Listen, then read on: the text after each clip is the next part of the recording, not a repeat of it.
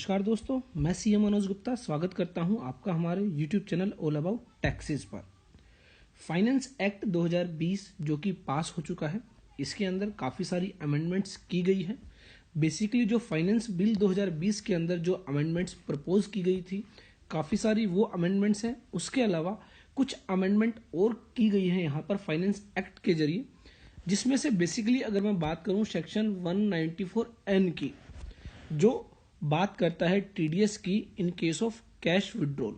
इसके अंदर एक बहुत बड़ी अमेंडमेंट की गई है और जो बहुत ही ज़्यादा इफेक्टिवली यहाँ पर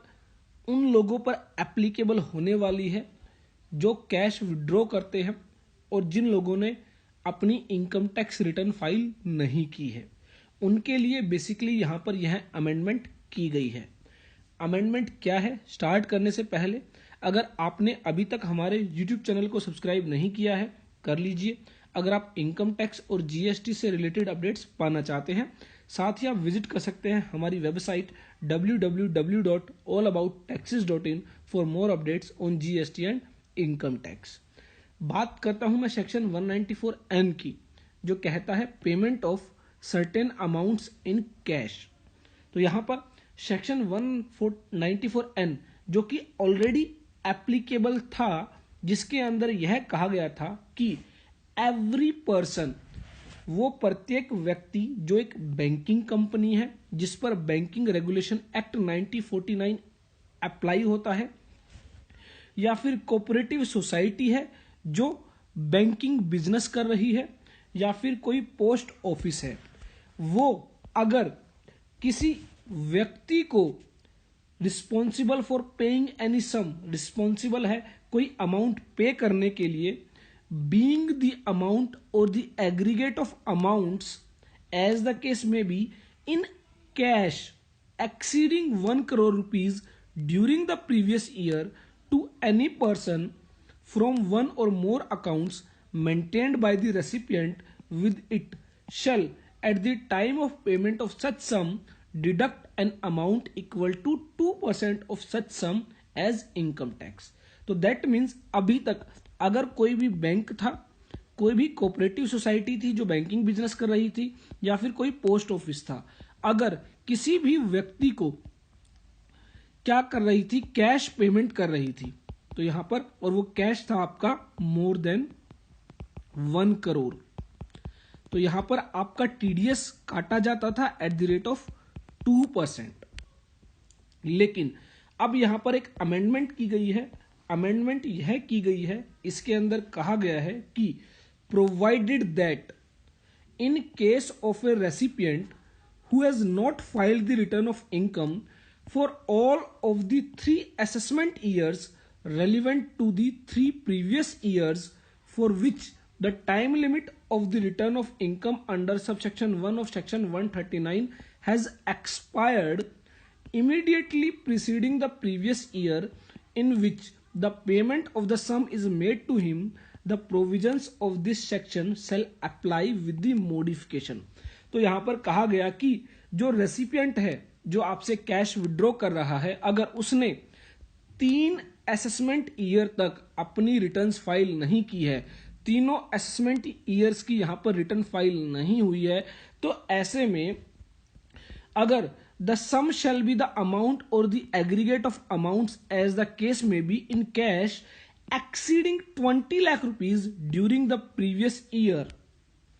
and the deduction shall be, अगर 20 लाख से ज्यादा का कैश निकाला जाता है, विड्रॉ किया जाता है, तो an amount equal to 2% of the sum. तो यहां पर 2% का टीडीएस काटा जाएगा। अब तक लिमिट थी 1 करोड़ रुपए की कैश विड्रॉल की, अब यह लिमिट कर दी गई है 20 लाख रुपीज की इन case of a person who has not filed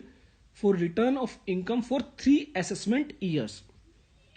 where the amount or aggregate of amounts as the case may be being paid in cash exceeds 20 lakh rupees during the previous year but doesn't exceed 1 crore rupees। तो यहां पर 20 लाख रुपए से ज्यादा की cash withdrawal की गई है, लेकिन 1 करोड़ रुपए से कम की कैश विड्रॉल की गई है, तो आपका टीडीएस कटेगा 2%। लेकिन अगर जो कैश विड्रॉल है वो जो है वो है मोर देन 1 करोड़, तो यहाँ पर जो आपका कैश निकाला गया है वो है मोर देन 1 करोड़, तो आपका टीडीएस कटेगा 5%। तो यहाँ पर यह जो मेजर अमेंडमेंट की गई है, तो जो भी व्यक्ति, मान लीजिए कोई व्यक्ति ऐसा है जिसकी कोई भी इनकम नहीं है, वह अपनी इनकम टैक्स रिटर्न फाइल नहीं करता है, लेकिन मान लीजिए उसने कोई हाउस प्रॉपर्टी सेल आउट की है या कोई और any other property sell out की है जिस पर उसका कोई भी टैक्स नहीं बनता है, और ऐसे में वह अमाउंट जो है वो कैश विड्रॉ करता है, तो उस पर भी टीडीएस एप्लीकेबल होगा। इसके रिगार्डिंग अगर मैं आपको चार्ट से समराइज करने की कोशिश करूं, तो यहां पर कोई भी बैंक, कोऑपरेटिव सोसाइटी जो बैंकिंग बिजनेस कर रही है या फिर पोस्ट ऑफिस,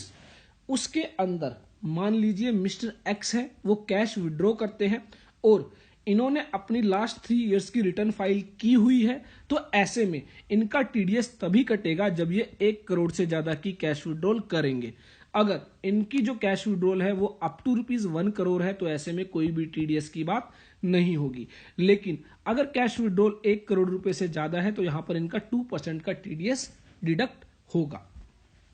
दूसरी जगह मान लीजिए मिस्टर वाई है, जिन्होंने अभी तक कोई भी इनकम टैक्स रिटर्न फाइल नहीं की है, ऐसे में अगर वो कैश विड्रॉ करते हैं, तो यहां पर वो अगर कैश विड्रॉ करते हैं 20 लाख रुपीज से ज्यादा अप टू ₹1 करोड़, तो यहां पर टीडीएस कटेगा 2%। तो यहां पर 20 लाख रुपए से ऊपर ही टीडीएस काट लिया जाएगा। लेकिन अगर कैश विड्रॉ की जा रही है 1 करोड़ रुपए से ज्यादा, तो यहां पर टीडीएस कटेगा आपका 5%। तो यहां पर ध्यान रखें वो लोग जिन्होंने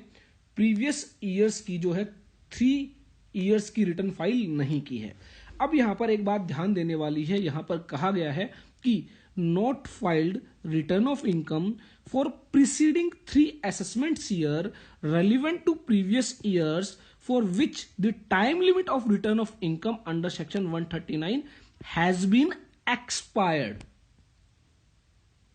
तो यहां पर ध्यान रखें, यहां पर मैं आपको एक एग्जांपल के जरिए समझाने की कोशिश करता हूं। मान लीजिए मिस्टर वाई के केस में ये जो है ये अगस्त 2020 में कैश विड्रॉ करते हैं 20 लाख रुपीज से ज्यादा, तो ऐसे में इनके लिए देखा जाएगा जो आपका अगस्त 2020 का पीरियड है वो आपका आता है प्रीवियस ईयर 2020-21 में, और इससे पहले का जो आपका प्रीवियस ईयर होता है वो होता है आपका प्रीवियस ईयर 2019-20, और इससे पहले का जो आपका प्रीवियस ईयर होता है 2018-19, और इससे पहले का जो आपका प्रीवियस ईयर होता है 2017-18, और इससे पहले का आपका जो प्रीवियस ईयर होता है 2016-17। और अगर यहां पर मैं असेसमेंट ईयर्स की बात करूं तो असेसमेंट्स ईयर आपका होता है 2021-22, 2020-21, असेसमेंट ईयर 2019-20, असेसमेंट ईयर 2018-19 और आपका असेसमेंट ईयर 2017-18। तो यहां पर कहा गया है कि जिस प्रीवियस ईयर में आप कैश विड्रॉ कर रहे हैं, तो यहां पर आप देखेंगे हम इस प्रीवियस ईयर में कैश विड्रॉ कर रहे हैं, तो इससे पहले वाला जो प्रीवियस ईयर है, इससे पहले वाला जो प्रीवियस ईयर है जो आपका है 1920, असेसमेंट ईयर 2021, ईयर 2020-21 के रिगार्डिंग जो आपकी ड्यू डेट है 31 जुलाई in case of non auditable case और 30 सितंबर in case of auditable case. तो यहां पर कहा गया कि सेक्शन 139 सब सेक्शन 1 के तहत जो टाइम लिमिट दी गई है, अगर वो टाइम लिमिट अभी बची हुई है तो ऐसे में वो प्रीवियस ईयर इंक्लूड नहीं किया जाएगा, उस प्रीवियस ईयर को आपको नहीं देखना है।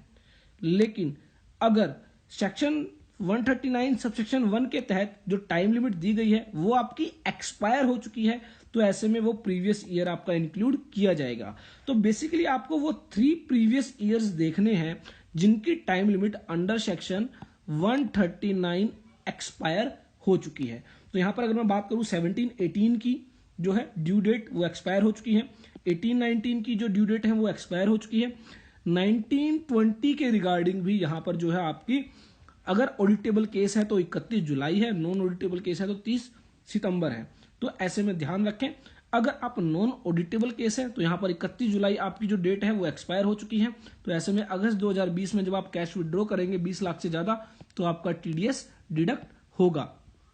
लेकिन अगर नॉन ऑडिटेबल केस है तो ऐसे में आपकी टाइम लिमिट अभी एक्सपायर नहीं हुई है, तो ऐसे में आप कैश विड्रॉ करेंगे तो आपके लिए लिमिट होगी 1 करोड़ रुपीज की। तो यहां पर आपको ध्यान रखना है इस बात का कि जो 20 लाख रुपीज की लिमिट है उन लोगों के लिए है जिन्होंने 3 प्रीवियस ईयर्स की जो है इनकम टैक्स रिटर्न फाइल नहीं की है और जो टाइम लिमिट है वो एक्सपायर हो चुकी है। तो ऐसे में 20 लाख रुपए से ज्यादा कैश विड्रॉल करने पर 2% का टीडीएस डिडक्ट होगा और यहां पर 1 करोड़ रुपीज से ज्यादा कैश विड्रॉ करने पर 5% का टीडीएस डिडक्ट होगा। ध्यान रखें 3 प्रीवियस ईयर्स की रिटर्न, यहां पर 1 साल की रिटर्न नहीं की है, अगर 3 साल की लगातार आपने रिटर्न फाइल नहीं की है तो यही ऐसे में आपका जो है 20 लाख रुपीज से ज्यादा का टीडीएस वो 2% का टीडीएस डिडक्ट होगा। अदरवाइज आपका जो है 1 करोड़ रुपीज की लिमिट आपको दी जाएगी। तो आई होप हमारी ये वीडियो आपके लिए यूजफुल होगी। देखते रहिए, लाइक करते रहिए, शेयर करते रहिए हमारे यूट्यूब चैनल ऑल अबाउट